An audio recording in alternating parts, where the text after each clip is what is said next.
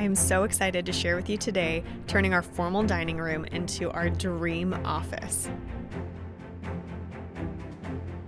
I don't know about you, but you might have a room in your house that you never use, but it just keeps continuing to collect things. Purging was an essential part of this process. My inspiration photo came from Chris Loves Julia. They have an amazing blog that showcased their office design, and I wanted it to be very similar to this.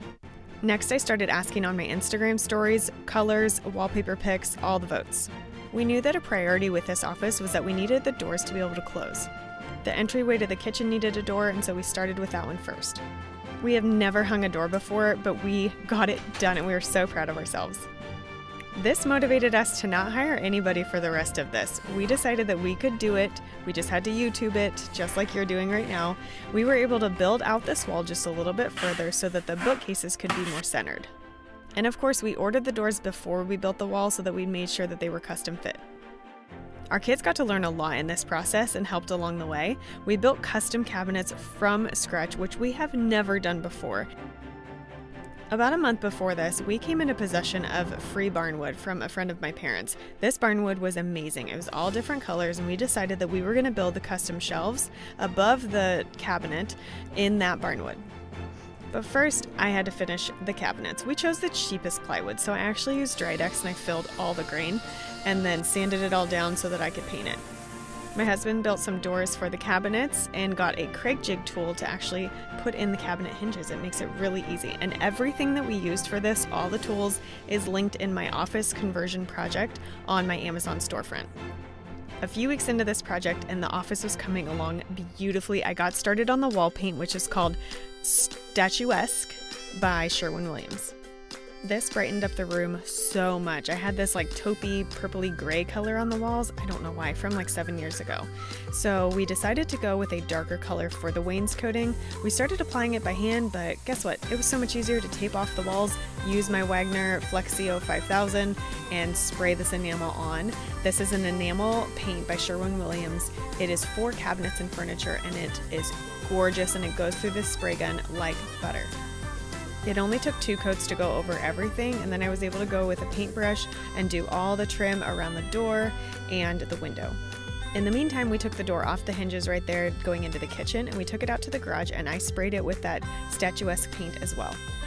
Also in the garage was the crown molding.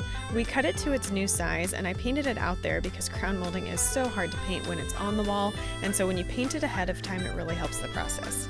My dad had come over to help for a few days, and he's got the brad nailer and the finishing nailer, and those tools make it so easy to put up trim.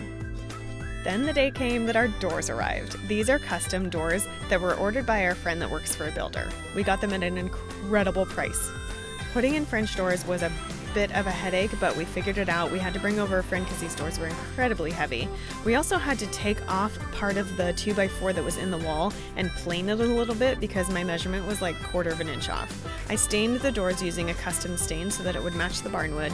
We trimmed the outside in white that matched the rest of the house's trim, and then we trimmed the inside with that same barnwood that we put through a table saw to cut it to the 2-inch. The massive desk that we bought on Facebook Marketplace has 2 videos on my YouTube channel, so make sure you go and check out those. This desk involved so much process, and I had to strip and redo the top like 2 or 3 times, but it's gorgeous, you guys. This thing is going to last for generations now because it's filled with paint, dark wax, Bible verses, epoxy. It's just stunning. But it did come with its own headaches, involving completely having to redo the Bible pages on the top, which was heartbreaking, and I wanted to give up, but we didn't. We finished off the desk. It actually turned out really well. It's not perfect, but it's ours, and it's filled with all of our favorite scriptures.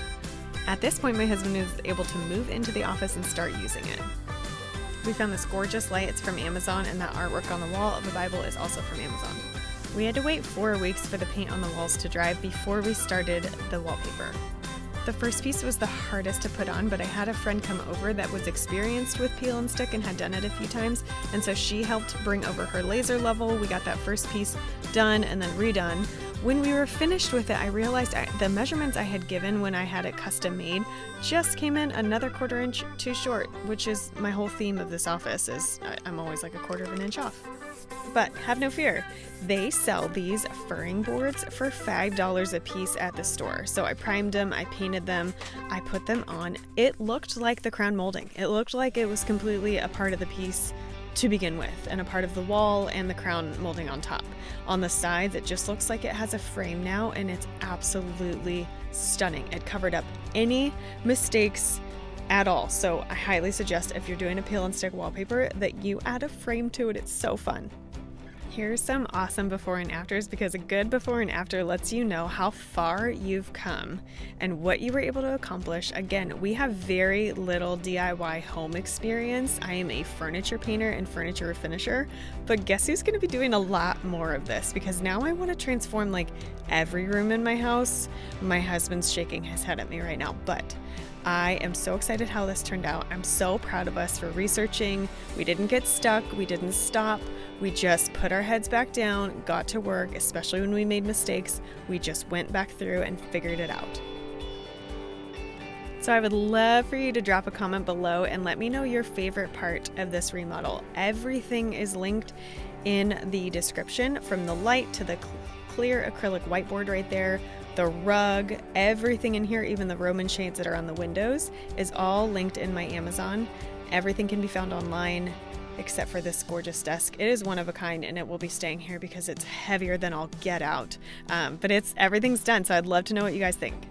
Stay tuned for more furniture refinishing, furniture flips, client work, and now home DIY. Every week I drop new videos, and you can connect with me through Facebook and Instagram. Make sure that you're subscribed to my channel and share this video with friends. I'll see you guys next time.